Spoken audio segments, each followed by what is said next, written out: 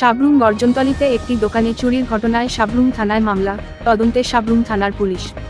গতকাল গভীর রাতে সাবরুমের গর্জনতলি শিবু দাসের দোকানে চুরি করে চোরের দল। 5ই জুন সকাল 10 ঘটিকায় সাবরুম থানায় মামলা করেন দোকানের মালিক শিবু দাস। গতকাল গভীর রাতে চোরের দল হানা দেয় সাবরুম গর্জনতলি শিবু দাসের দোকানে। দোকানের দরজার তালা ভেঙে ঘরে থাকা মেশিনের কয়েল, তার, নগদ টাকা সহ বিভিন্ন সামগ্রী চুরি করেন চোরের দল। সকালে দোকানে এসে দেখে দোকানের দরজা খোলা। দোকানের ভেতরে এসে দেখে দোকানের নানা সামগ্রী চুরি হয়ে গেছে। সাথে সাথে সাবরুম থানার পুলিশকে ঘটনা জানান। সাবরুম থানার পুলিশ ঘটনাস্থলে এসে পরিদর্শন করেন।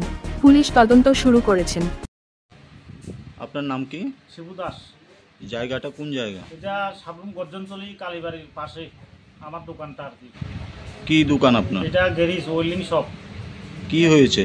ওই তো কালকে রাত্রেবেলা আমি তো তালা টালা মেরে গিয়ে বাড়ি গেছি, যাওয়ার পরে সকালবেলা আইসি আয়া দেখি যে দোকানের তালা ভাঙা।